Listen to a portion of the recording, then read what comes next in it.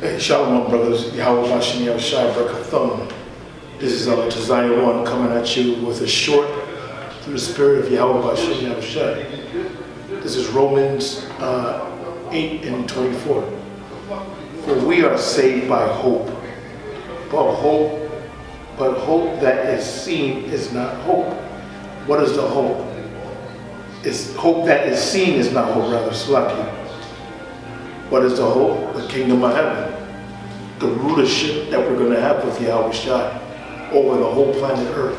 Having slaves, America going down by way of thermonuclear destruction, everything that was promised in this Bible. That's what we're hoping for. And it's not seen. So if we could see it, that wouldn't be hope, now would it? Right? It says, for we are saved by hope. And that hope goes with faith. That's how we're saved. But hope that is seen is not hope. For what a man seeth, why does he yet hope for? Why doth he yet hope for? Right, if you see it, how are you going to hope for it? And that all goes back to what? Faith. I'm going to get Hebrews 11 and 1 to follow that. It says, now faith is the substance of things hoped for. There was the word hope, which goes back to faith. It says, now faith is the substance of things hoped for, the evidence of things not seen. And how is it evidence? Because it's promised to us through this word, the words of Yahweh Shai, which is in this Bible. And we believe in it and trust in it. All right? It says, now faith is the substance of things hoped for. What we hope for, salvation and total rulership under Yahweh Shai. All right? The evidence of things not seen. For by it the elders obtain a good report. Right. And then before us, the prophets, all right? Which the prophets are back now, and we're still hoping through the spirit of Yahweh Bashem Yahushai. It says, for we are saved by hope, going back to Romans, but hope that is seen is not hope. For what a man seeth, why does he yet hope for? But if we hope for that we see not, then do we with patience wait for it. Because we don't see the kingdom of heaven. We don't see the land of milk and honey, so to speak. But we're going to see it because we know it's going to come through the faith in Yahweh Ba'ashem Yahushai. All right? Now with that, that was a short, I'm going to say Brakatha Yahweh, Brakatha Yahushai, double honors to the apostles, the elders, and the rest of you brothers doing the work. I'm going to say Shalom. Well, the first thing that comes to mind is what Yahweh Shai told Thomas. Because Thomas was under the impression that he didn't believe, even though Yahweh Shai told the disciples that he had to suffer the things he suffered, and he was going to come back and be resurrected. Thomas didn't believe it. And Yahweh Shai said to them, you know, I know that there's some of you that don't believe. You know, so when Thomas spoke to the Lord, pretty much, you know, or actually he spoke to the 11 disciples, or actually the 10 disciples back then, and they told him that Yahweh Shai had been resurrected, and Yahweh Shai, he didn't believe. He said, look, unless I put my fingers in his print and in his side, I'm not going to believe that it's the Lord. So when the Yahweh Shai came to him, you know, and he put the fingers in his print, meaning the prints in his hand, and in his side, he said, my Lord and my power. He said, you know, because you see me, you believe? He said, blessed are they which have not seen, yet believe. Because in these times right now that we're living in, the truth that we learned, that we know, is more based off of faith than it is based off of actual seeing. Because when you go back into the history, you know, all the different prophets and disciples and men of the Lord, going back to Abraham, going back to Noah, going back to Isaac, going back to Jacob, you know, they all saw angels. they all saw chariots. They understood the spiritual aspect and the spiritual being of the same because they actually physically saw it back then. But in these times now, as time progressed, the knowledge was made more abundant and more understandable, right? But the visions and the certain things started being chopped down more and more. So now, when going back 2,000 years ago, when Yahweh Shai was here and the apostles and the disciples and them were here, they actually saw angels coming to them and reassuring them that the kingdom was coming. Why? Because back then it wasn't time. But now in these times, what Yahweh Shai said to Thomas rings true, because what Yahweh Shai said to Thomas, he said, "Blessed are they that have not seen and yet believe." Because we're in a time now that if you don't believe because you can't see it, then you can't achieve it. You know, it's a little joke, but it's true. You know, if you don't see it, you don't believe it, and that's the problem with the average person out here, because they want proof. They want something that they can tangibly see. That's why Yahweh Shai said, "A wicked and adulterous generation seeketh after a sign, and there shall no sign be given them but the sign of the prophet Jonah." You know, and that was a sign. And that sign sealed the fact that Yahweh Shai is the Son of the Lord. And prior to the Lord Yahweh Shai going into the grave, so to speak, there was an actual earthquake and an eclipse and things that were happening at that time that proved that he's the Son of the Lord, so much that one of the centurions, which was a Jake, said, "Truly, this is the Son of the Lord." You know? So in these times that we live in now, we don't have those signs that we had back then. But we still have the Word. And the Word, through faith, is what's going to seal us until the end. Matter of fact, I got the book of James, chapter 1, and verse 21. It says, "Wherefore lay apart all filthiness and superfluity of naughtiness, and receive with meekness the engrafted word which is able to save your soul." So now, this flesh that we have is not leaving here. The only thing that's leaving here is our spirit and our soul. But at the same time, the only purpose that this flesh serves is when we first being brought up out of here into the chariots, our enemies are going to behold this flesh just to know, oh wow, those are the apostles, those are the elders, those are the men that were teaching this word, that was fighting for this word. And the people that's going to see it, they're going, damn, we thought that they was nothing. We thought that they wasn't going to make it out of here. We thought that they were crazy. And they're going up into the heavens being delivered out of here. But at the end of the day, it's not the flesh that's going to be saved, because this flesh that we have is going to be taken off, and our spirit and our soul is going to go up, and then we're going to be changed into those spiritual bodies, you know. And the reason why it's going to be changed to them spiritual bodies, because we as a people, we can't go outside of this atmosphere without a change coming through, and the Lord is going to make that change happen, because the bodies in the flesh that we're in right now cannot inherit the kingdom of heaven. Because these bodies are corrupt. We've done all kind of fucked up shit in these bodies. But you know what? The spirit and the soul that's in us is unblameable. That's why King David said, "Blessed is the man upon whom the Lord imputeth not iniquity, and in whose spirit is no guile." So that spirit that there's no guile in is the very thing that's going to go out of here and be saved and be delivered. That's why the Apostle Paul even said that your whole spirit and soul shall be preserved until the end. You know? So it says back in James 1:21, "Wherefore lay apart all filthiness and superfluity of naughtiness, and receive with meekness the engrafted word, which is able to save your soul." So this word right here that you're receiving, that we're teaching you, this is what's going to save your soul. So the scriptures say, receive it with meekness. Don't be like these other guys.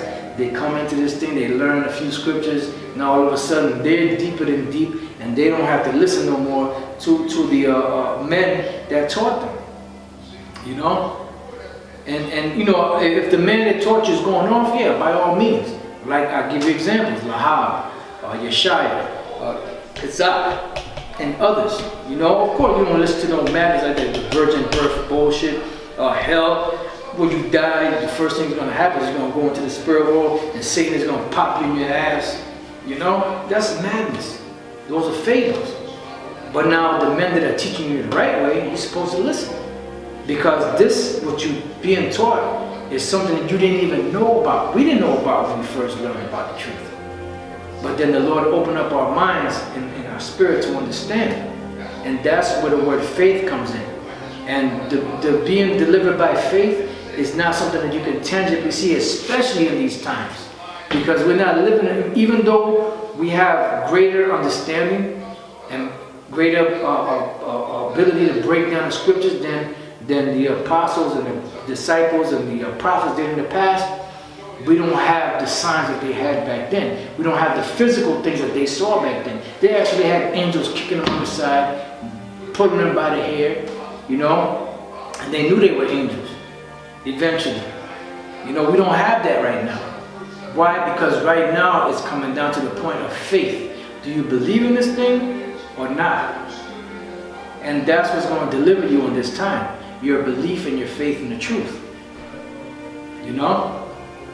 So that's why you have to receive with meekness the engrafted word which is able to save your soul. But if we hope for that we see not, then do we with patience wait for it. And that's the point. We have to wait for it. You know, and a part of the waiting is not easy. You know, you have, when the Bible speaks about bitterness, it's talking about the afflictions you're going to go through. Now, you know, I know the dude's a faggot, but I like to quote this, and it's just something new that I started quoting. You know, LL Cool J, I know he's a faggot, but he said, there's lyrics that he said, gold melts down, but it don't fear flames. Mm-hmm. And in order for gold to melt down, it has to go through flames. Any type of metal, in order for it to be made precious, it has to be melted down first to get to that precious state, to separate the bad from it. And that's what's going on right now, which I read, and this has always been one of my favorite scriptures. I love the scripture to this day. This is Isaiah 48 and 10. It says, behold, I have refined thee, but not with silver. I have chosen thee in the furnace of affliction. And that's a part of this truth that not many men are willing to accept or understand or grasp to. That you're going to suffer afflictions, you're going to suffer bitterness in this truth. And the only ones that's really going to make it to the end are the ones that endure. What do you mean? What do you think it means by the word endure? It means to be made hard. So if you have to endure, if you're going to have to be made hard, why do you have to be made hard? What's the ingredient that's going to make you hard? That's the suffering. So if you have to endure something, it means something hard is coming. So what is that hardness that's coming? The afflictions. And the afflictions come in many different ways. It could come physically through your body, through infirmities.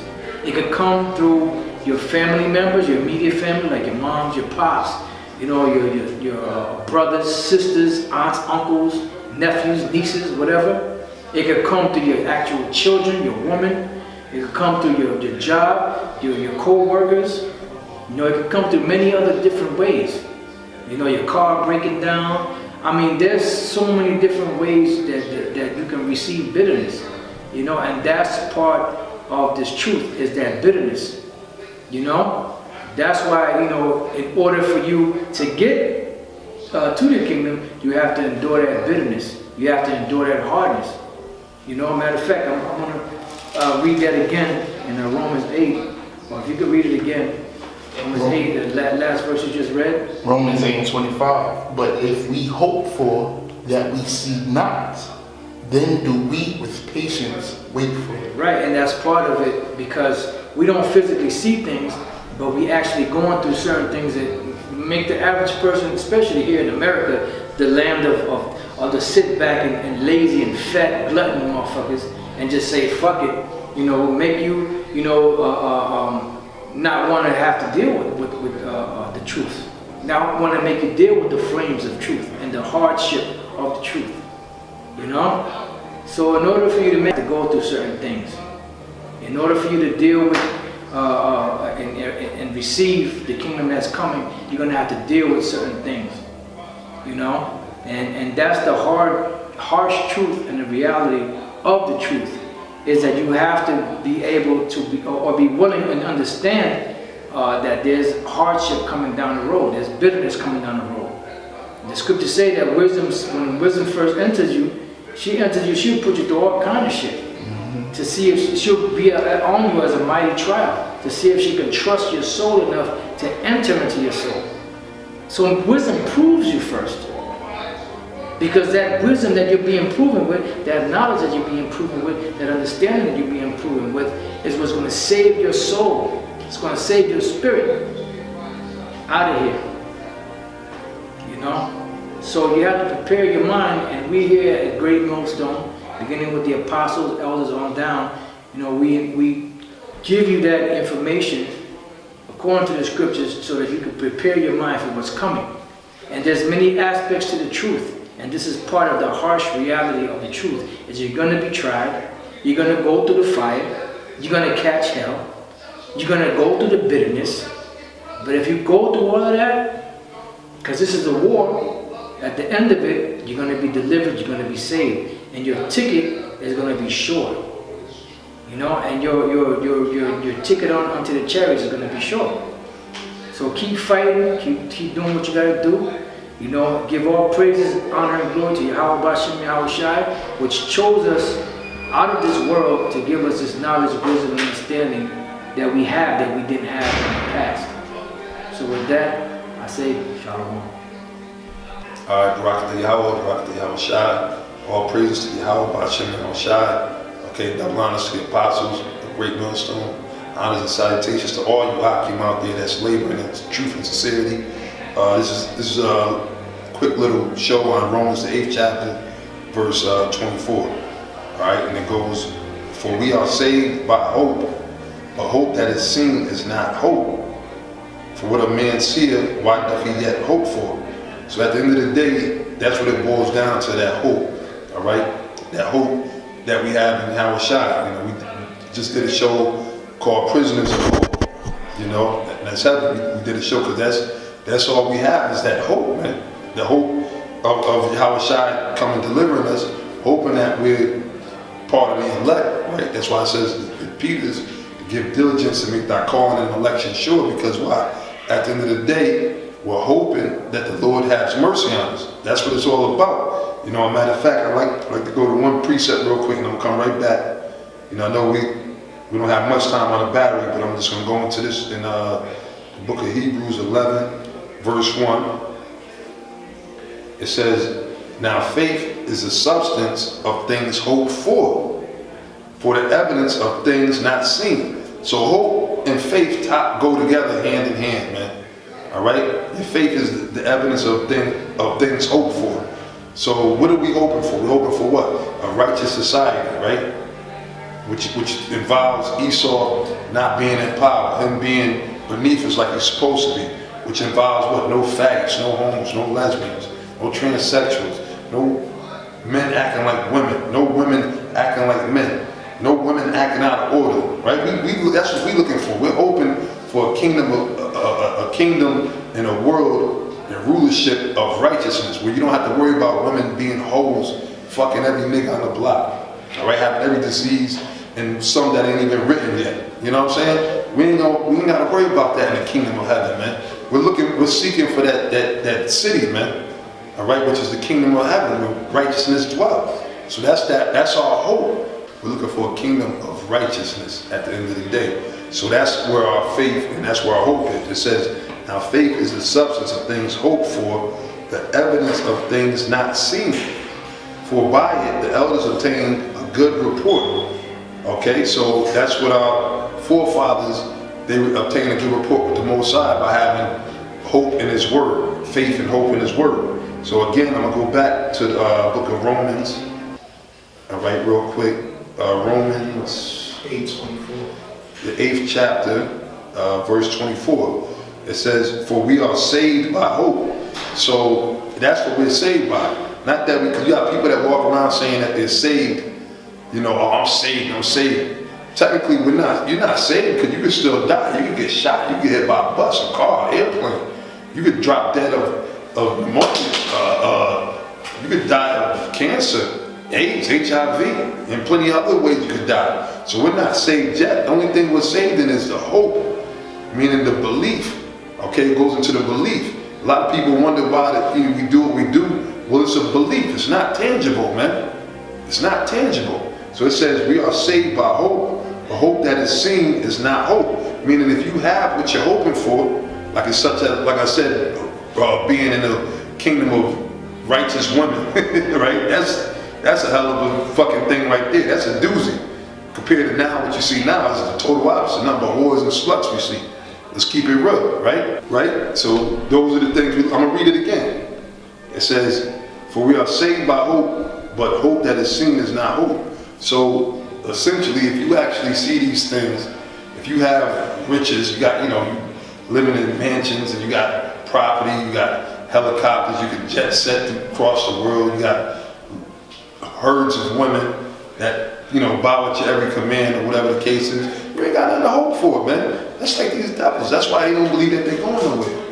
All right? Some of you niggas that got a little bit of crumbs, you know, you think that you're in your kingdom. So it says, hope that is seen is not hope, for what a man seeth, why doth he yet hope for? So if you see something that's tangible, hope is something that's intangible, meaning you can't touch hope. Okay, the things that we hope for are things that can't be touched, seen, or even heard of technically in this day and age or in this life that we live in, man. You know, we talking about a world where your children are righteous, man. Right now, you got little so-called Negro, Latino kids growing up being the most crookedest thing on this earth, man. Bunch of damn demons, man. Faggots, homos, kidding, in kindergarten, sucking dick, being homos, faggots. That's what you see. But we looking for something that is not seen, such as the kingdom of heaven, where righteousness dwells. And keep saying that. It says, but if we hope for that we see not, then do we with patience wait for it. And that's the key thing, is patience, man. Which is what? Suffering. You gotta suffer the bullshit that you see from these wicked ass niggas, these wicked ass kids, these wicked jakes, these wicked ass, you know, your woman, these Eve, the Latin women. You gotta suffer that, man. But with patience, we're waiting because we know that what? The better day is coming, which is going to be the kingdom of heaven. That's for the elect of Israel. For those who didn't faint. For those that was prisoners of Yahweh Shai, that took this word serious, man. All right? But anyway, there's tons of scriptures that go more into the thing about hope. But that's where our hope relies in these scriptures, man. All right? Your hope shouldn't rely in this world. Your hope should rely in what? The spiritualness of the kingdom of heaven of this word. So now this is the book of 2 Corinthians chapter 4. It says, verse 11, pardon me. It says, for we which live are always delivered unto death for Yahweh Shai's sake. So, in other words, in this day and age, we're not, well, some brothers will be put to death, some brothers have been put to death. Like you heard us speak about Abba Bivens and other men that died as such, right? But in the past, we were all put to death, all right? And then we're put to death on another level as far as like with the defamation. Okay, so it says, for we which live are always delivered into death for Yahweh Shai's sake, that the life also of Yahweh Shai might be made manifest in our mortal flesh. And that's what you're seeing happen now. Mortal meaning these bodies we're in now, they're able to die. Okay? Yahweh Shai is being manifest in us because we're coming to you, bringing out the gospel of Yahweh Shai, waking you brothers up, letting you know that, look, man, we're going to be changed, man. We're not going to always have these contaminated bodies that we got, these polluted, filthy bodies. That's why Apostle Paul said, oh, wretched man that I am. It says, so then death worketh in us, but life in you. Because when we as we teaching this word, man, this thing wears the body out, man. All right? I mean, we go because it's through the spirit, you know, we don't even think about it, but, you know, hey, man, this is work, man. Like when you at camp, you know what I'm saying? At the camp, you feel like you was doing an 8-hour job, man, 8-hour shift. Like, damn, why am I tired? Because you know why? This is truly a work, man. Labor. It's a labor, but it's a labor of love. Because this is where our hope lies. And this is where you brothers, this is where your hope should lie at the end of the day. You know? You should never figure like, oh, I'm to the point I don't gotta do no more. Man, you can't do enough, man. Right? You can't do enough, man.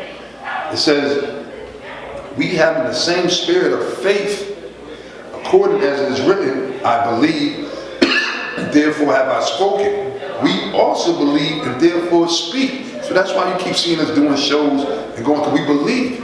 And that's what it is, and it's an untangible thing. A lot of people say, well, prove to me that the Most High exists.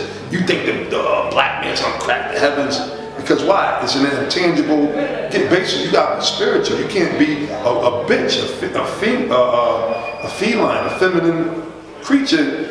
You know, you can't, because a woman is what? Sensual. She wants things that she could touch, that she can see with her eyes, taste with her tongue. She deal with the senses, man. She ain't got the third eye, so to speak, or that spiritual eye to wait for something, man. Y'all know women are very impatient, man. You know? The man's not supposed to be that way, so we gotta be patient, because we gonna get the things that we waiting for. This ain't no fantasy world, man. Okay? Of a kingdom where righteousness is, the so-called black man being established back under his true identity, so-called Latin man, so-called Native American Indian men being established under their true identities that they're Israelites. That's not a fantasy, man. Okay, we're gonna be righteous with each other. We're gonna worry about brothers killing each other, not knowing who they are, bugged out on drugs, and we ain't gotta worry about that no more, man. That's what the kingdom, that's what we pushing towards, man.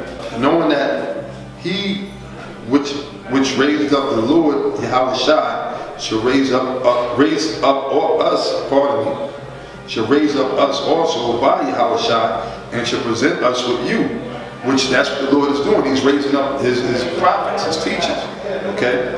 It says, for all things are for your sakes. Even when we do these shows, everything is for the sake of what? The elect. Not the, yeah, you got niggas, scoffers, whatever. At the end of the day, we do these things for the elect, to feed you brothers.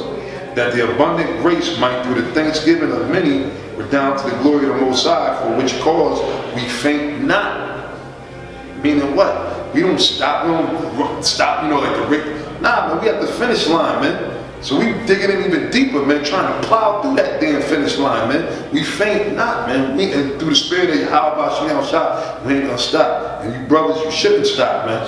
That's why we said, if anything, you should increase, man. You should get more locked down, you know, hey, get locked down into this word, man. What else is there, man? At 2016, everything else is bullshit, man. You know, and I make this statement a lot, and I mean it. If it wasn't for this truth, I wouldn't want to be alive here, man. And I'm sure a lot more of you brothers feel that same way. If it wasn't for this truth, that's the only thing that made me want to still want to be alive or whatever. Because of this truth. All right, if that was the case, I've been wanting to die, been dead a long time ago. I don't want to live in, I never wanted to be in this fucking world. You know, and I'm sure a lot of you brothers felt that way. But this truth is what keeps me going, man. That hope, okay? So, you know, hey, Barak Yahweh Shai. That hope that I'm gonna finally see the fall of this devil. I'm gonna see the end. Here it is, he done did all this wickedness, man. All right, which we can go on and on from slavery to the day, from the poisoning of the water to the, you know, all the other diseases he put on us, shooting us in the streets, everything. We're going through all of that, man. Finally on action. That's my hope, man. To see the end of this king. What's wrong with that, man? You know? It says, for which cause we faint not, but though our outward man perish, yet the inward man is renewed day by day. Each day that you're in this truth, meaning that you submerge into these scriptures, the inward man, the spirit, right, that's inside of you, all right, this is just the outward man, this body is just a house, all right, but your inward man is renewed day by day. I mean, in other words, you get stronger, it's refreshed day by day. It says, for a light affliction, which is but for a moment, really, because all this thing is just for a moment. It's going to be like a bad dream that you woke up from, man. You know? It's going to be a bad dream that you woke up from, which is but for a moment, working for us a far more exceeding and eternal weight of glory. So whatever you're going through can't be compared to the glory that's going to be revealed when Yahweh Shai comes and delivers his elect. And hopefully we be of his elect. It says, while we look not at the things which are seen, all right, which is physical, right? You see all this bullshit. While we look not at the things which are seen, but at the things which are not seen. Again, going back to the kingdom of heaven. Us ruling, Esau being in subjection, enslaved, our women being righteous, being in order, all right? It says, but at the things which are not seen, for the things which are seen, which is the things in this system that we set up in America, right? Everything that's involved in the system. It says, for the things that are seen are temporal. Everything we see physically with our eyes is temporary, all right? That's why you shouldn't be trusting in, you know, the system. Trusting in voting, the so-called white man, the American mentality, going out on your job, your car. Okay, you ain't supposed to be trusting that because it's temporary. It says, but the things which are not seen, what things are not seen? Is what? Things such as basically the kingdom of heaven. Everything that is entailed in the kingdom of heaven. The things that are not seen are eternal. Eternal means what? Last forever. So that's what it's all about. So that's where our hope is in the kingdom of heaven. So again, that's just another precept I want to add on to that other lesson. And again, as always, hopefully brothers are edified. And we got to do these lessons as well too. We got to bring these lessons to let you brothers know that we got something to look forward to, man.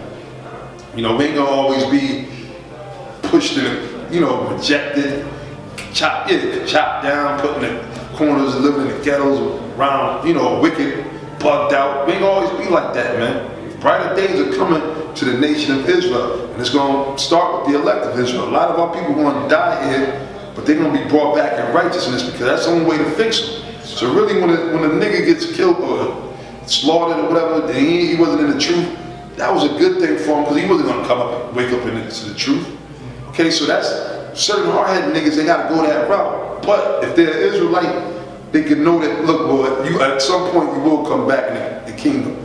But the Israel, the Most High, the brothers, the elect that's taking heed and waking up to what the Lord is saying, you're going to be translated right into the kingdom of the Most High. The scriptures tell you that, man. All right? You're going to go right into the kingdom, man. And that's where our hope is at, and that's what we fight for. So with that, hope you brothers will edify, and I say shalom.